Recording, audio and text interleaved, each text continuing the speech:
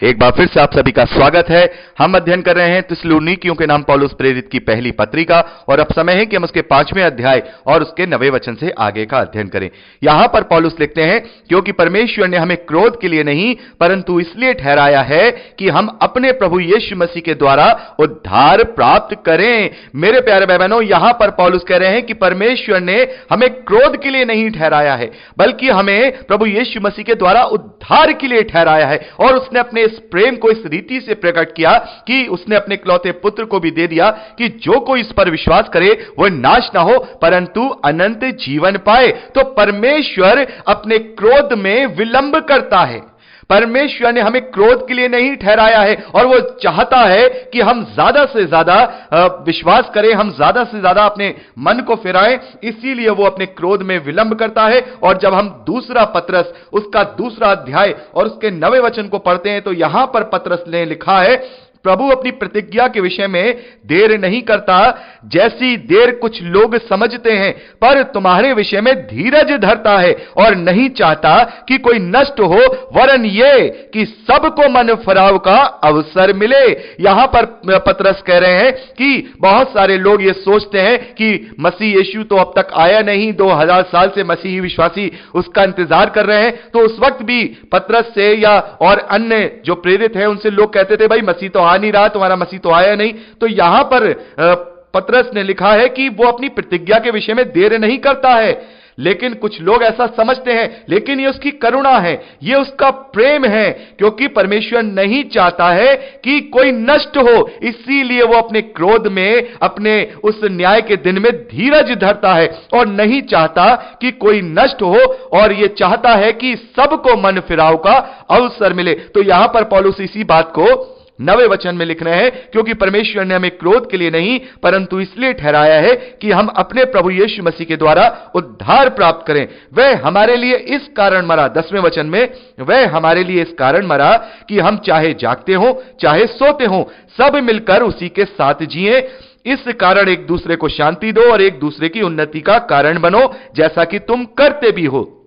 तो पौलुस यहां पर कह रहे हैं कि प्रभु यीशु मसीह इस कारण से मरे हैं कि जो जागते और सोते हो वो सभी प्रभु में एक साथ जी उठे। तो यहां जागते और सोते के बीच में कोई लोग कंफ्यूजन ना हो, ये उस जागने और सोने के विषय में नहीं है जो कि हम ऊपर के वचनों में अभी हम अध्ययन करके आए हैं कि वचन में जागृत है, सावधान है, जो अंधकार में सोते हैं। वो बात यहां पौलुस ने नहीं लिखी है, बल्कि पौलुस ने जो बात अपनी शुरू की है 4 अध्याय 13वें वचन से, वो जो समझाना चाहते हैं कि जो लोग प्रभु में सो चुके हैं यानी मर चुके हैं, वो भी, उनका भी पुनरुत्थान होगा। तो यहां पर जागना और सोने का मतलब यह है, जो जागने का मतलब जो जीवित हैं, प्रभु के आगमन के दिन तक जो लोग जीवित हैं और जो प्रभु के आगमन से पहले सो चुके हैं। पौलुस कह रहे हैं प्रभु यीशु मसीह उन सभी के लिए मरा है, उन सभी के लिए जी उठा है, चाहे वो प्रभु से पहले जो है मृत्यु को प्राप्त हो गए हो या प्रभु के आगमन तक जीवित हैं, वो दोनों ही सब मिलकर उसके साथ जिए, यानी कि पुनरुत्थान के लिए जी उठे। जैसा कि अभी हमने पढ़ा कि जो लोग प्रभु में सो गए हैं पहले उनको जिलाया जाएगा, पहले वो उनका पुनरुत्थान होगा, उसके बाद जो जीवित बचे रहेंगे फिर वो बादलों में उठाए जाएंगे। तो यहां पर पौलुस कह रहे हैं, इस कारण से एक दूसरे को शांति दो, इस कारण एक दूसरे को ये आशा दो, इस कारण तुम उन्नति का कारण बनो, एक दूसरे की आत्मिक उन्नति का कारण बनो, जैसा कि तुम करते भी हो। तो हमें एक दूसरे की आत्मिक उन्नति का कारण बनना है, एक दूसरे को शांति देना है, एक दूसरे को धीरज में जो है बढ़ाना है, ताकि हम उस विश्वास के साथ, धीरज के साथ प्रभु के आगमन की बाट जोते रहें, जो कि वो शीघ्र और अतिशीघ्र आने वाला है। 12वें वचन में पौलुस लिखते हैं, हे भाइयों, हम तुमसे विनती करते हैं कि जो तुम में परिश्रम करते हैं और प्रभु में तुम्हारे अगुए हैं और तुम्हें शिक्षा देते हैं, उनका सम्मान करो। 13वें वचन में पौलुस लिखते हैं, और उनके काम के कारण प्रेम के साथ उनको बहुत ही आदर के योग्य समझो और आपस में मेल मिलाप से रहो। तो यहां 12वें वचन से हम 22वें वचन तक पढ़ते हैं, तो यहां कलीसिया को कुछ व्यवहारिक उपदेश जो पौलुस ने दिए हैं, जिसमें 12वें और 13वें वचन में पौलुस कहते हैं कि हमें अपने अगुओं का सम्मान करना है, उन्हें आदर देना है। यह बहुत जरूरी है, क्योंकि प्रभु में वो हमारे लिए परिश्रम करते हैं, वो प्रभु में हमें शिक्षा देते हैं, तो इसके वो योग्य है कि हम उनका सम्मान करें, हम उनको आदर दें। यानी कि पौलुस ने यह भी कहा है कि जो अगुए हैं वो दुगने आदर के योग्य हैं, तो हमें उनका आदर करना है, हम उन अगुओं का सम्मान करें इस बात के लिए, क्योंकि वो प्रभु का कार्य कर रहे हैं, उन्होंने बहुत कुछ खोया है प्रभु के कार्यों के लिए। तो हम इस धरती पर उन्हें सम्मान और आदर दें, ताकि वो अपने कार्यों को हमारे सपोर्ट के द्वारा हम जब उन्हें सम्मान दे रहे हैं तो उनको वो और भी ज्यादा आनंद के साथ, उत्साह के साथ प्रभु के कार्य करें। तो 14वें वचन में पौलुस लिखते हैं, हे भाइयों, हाँ, हम तुम्हें समझाते हैं कि जो ठीक चाल नहीं चलते उन्हें समझाओ, कायरों को ढांढस दो, निर्बलों को संभालो, सबकी ओर सहनशीलता दिखाओ। तो यहां पर पौलुस कह रहे हैं कि जो ठीक चाल नहीं चलते हैं कलीसिया में, आसपास तुम्हारे रिश्तेदारों में, जानकारी में, उनको तुम क्या करो, समझाओ, उन्हें वचन से चेताओ और उनकी आत्मिक उन्नति का कारण बनो। और जो कायर हैं, यहां पर कायर कौन है? जिनमें हियाव नहीं है, जिनमें हियाव नहीं है, जो लोग डरते हैं। आज भी मसीही विश्वासियों में ऐसे लोग हैं जो खुल करके इस बात का अंगीकार नहीं करते हैं कि हमने मसीह को ग्रहण कर लिया है, और वो डरते हैं दुनिया से। तो ऐसे लोगों को ढांढस बांधने के लिए यहां पौलुस कह रहे हैं कि वचन से हम उन्हें ढांढस बांधें कि कोई बात नहीं, किसी बात में चिंता करने की जरूरत नहीं है, किसी बात में डरने की जरूरत नहीं है। परमेश्वर हमारे साथ है, प्रभु यीशु मसीह हमारे साथ है, और वो एक दिन हमें ऐसा हियाव देगा कि हम अपना अंगीकार जो प्रभु यीशु मसीह पर हमने किया है वो दुनिया के सामने भी कह पाएंगे। तो ऐसे लोगों के लिए यहां पौलुस कह रहे हैं कि जो लोग छुप छुप करके प्रभु को मानते हैं, ऐसे लोगों को ढांढस दो। और पौलुस आगे कह रहे हैं कि निर्बलों को, जो विश्वास में निर्बल हैं, उन्हें संभालो, वचन के द्वारा उन्हें प्रबल करो, और सबकी ओर सहनशीलता दिखाओ और एक दूसरे की सह लो। इस बात को हमने अपनी पौलुस की पत्रियों में पढ़ा है कि पौलुस कहते हैं कि एक दूसरे की सह लो और एक दूसरे के हितों का ख्याल रखो। 15वें वचन में पौलुस कहते हैं, सावधान, कोई किसी से बुराई के बदले बुराई ना करे, पर सदा भलाई करने के लिए तत्पर रहो, आपस में और सबसे भलाई ही की चेष्टा करो, सदा आनंदित रहो, निरंतर प्रार्थना में लगे रहो, हर बात में धन्यवाद करो, क्योंकि तुम्हारे लिए प्रभु यीशु में परमेश्वर की यही इच्छा है। आत्मा को न बुझाओ, भविष्यवाणियों को तुच्छ न जानो, सब बातों को परखो, जो अच्छी हैं उसे पकड़े रहो, और सब प्रकार की बुराई से बचे रहो। तो मेरे प्यारे भाई बहनों, मैं चाहूंगा कि आप इसको 12वें वचन से लेकर 22वें वचन तक पर्सनली रूप से पढ़िएगा। मैं यहां पर डिस्क्राइब नहीं कर रहा हूं, ये कुछ व्यवहारिक जो है उपदेश है जो मसीही विश्वासियों को ग्रहण करने हैं। और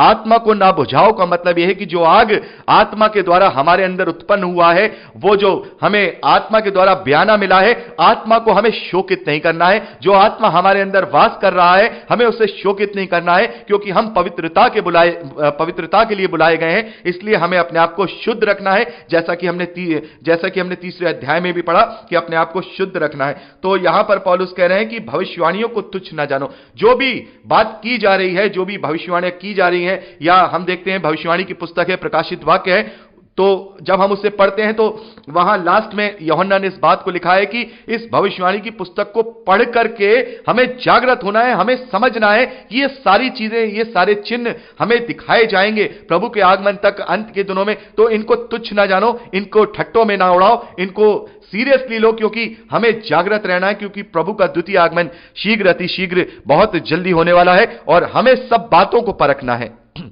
अच्छी बुरी सब बातों को हमें परखना है, और जो अच्छी अच्छी बातें उन्हें ग्रहण करना है, और हमें बुराई से बचे रहना है। तो आप इसको पर्सनली रूप से जरूर पढ़िएगा, प्रभु आपको अगुवाई करेंगे, पवित्र आत्मा के द्वारा आप और अच्छे से इन्हें आप अपने जीवन में ले पाएंगे, इनको ग्रहण कर पाएंगे। 23वें वचन में पौलुस लिखते हैं, शांति का परमेश्वर आप ही तुम्हें पूरी रीति से पवित्र करे, और तुम्हारी आत्मा और प्राण और देह हमारे प्रभु यीशु मसीह के आने तक पूरे पूरे और निर्दोष सुरक्षित रहें। यहां पर पौलुस एक आशीर्वाद के रूप में बात कर रहे हैं, क्योंकि ये जो 5वां अध्याय है ये अंतिम अध्याय है, और यहां 23वें वचन से लेकर 28वें वचन तक ये अंतिम वचन है, जो कि एक आशीर्वाद के रूप में पौलुस यहां अंत में लिख रहे हैं। और सबसे बड़ी बात यहां पर जो हम देखते हैं, यहां पौलुस कह रहे हैं कि तुम्हारी आत्मा और प्राण और देह, या 3 चीजों के विषय में यहां पौलुस लिख रहे हैं। तो जैसा कि मैं आपको पहले भी बता चुका हूं, जो मनुष्य है वो 3 तरीके से मिलकर के बना है।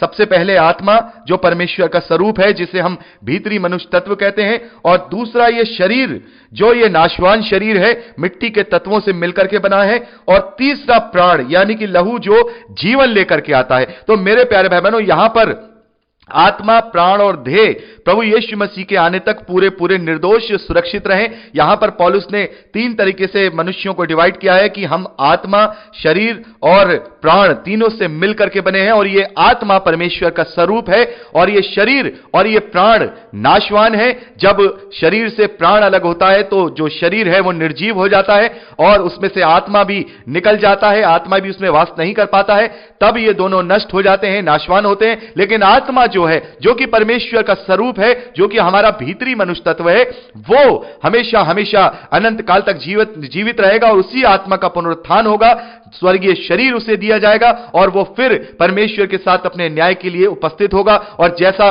प्रभु ने कहा कि जिसने बुराई की वो बुराई के पुनरुत्थान के लिए जी उठेगा, जिसने भलाई की वो अच्छाई के पुनरुत्थान के लिए जी उठेगा। तो मेरे प्यारे भाई बहनों, हम देखते हैं कि यही फर्क है जो मनुष्य हैं और जो जीवित प्राणी हैं, उनमें यही फर्क है। जो मनुष्य है वो परमेश्वर के स्वरूप में यानी कि आत्मा में है और आत्मा, शरीर और प्राण के द्वारा वो एक व्यक्तित्व बनता है। लेकिन जो और समस्त जो जीवित प्राणी है इस धरती पर, वो 2 चीजों से मिलकर के बने हैं, प्राण और शरीर, यानी कि वो प्राणी हैं। हम आत्मिक प्राणी हैं, वो केवल प्राणी हैं। जब उनका प्राण उनके शरीर से अलग होता है तो फिर उनका अस्तित्व खत्म हो जाता है। चाहे वो कोई भी जीवित प्राणी इस धरती पर है, उसका कोई भी अस्तित्व नहीं है, उसका कोई पुनरुत्थान नहीं है, वो जी नहीं उठेगा, क्योंकि उसमें आत्मा नहीं है, केवल उसमें प्राण है और उसमें वो शरीर है जिसके द्वारा वो जीवित प्राणी बना है। लेकिन मनुष्य के केस में बिल्कुल अलग है कि वो आत्मा, शरीर और प्राण के द्वारा बनाया गया है। और मेरे प्यारे भाई बहनों, यही हमें इस समस्त मानव जाति को, इस पूरी धरती के अलग अलग जीवों से अलग करती है। कोई भी ऐसी हमारे अंदर बीच में क्वालिटी नहीं है जो हम ये कह सके कि मानव जाति से ये बात मिलती है या मानव जाति से वो बात मिलती है, क्योंकि केवल एक इकलौता ही मानव ऐसा है जो इस धरती पर बुद्धिमान है। बाकी किसी के अंदर ये बुद्धि का विकास नहीं हो पाया, जैसा कि साइंस वाले कहते हैं। खैर, इसके विषय में कभी और बात करेंगे। फिलहाल यहां पर हम देखते हैं कि जो मनुष्य है वो 3 चीजों से मिलकर के, 3 वस्तुओं से मिलकर के बना है, आत्मा, प्राण, देह, और इन्हीं से ही हम यहां इस धरती पर रहते हैं। और आगे 24वें वचन में पौलुस लिखते हैं, तुम्हारे बुलाने वाला सच्चा है और वह ऐसा ही करेगा। हे भाइयों, हमारे लिए प्रार्थना करो। सब भाइयों को पवित्र चुंबन से नमस्कार करो। मैं तुम्हें प्रभु की शपथ देता हूं कि यह पत्री सब भाइयों को पढ़कर सुनाई जाए।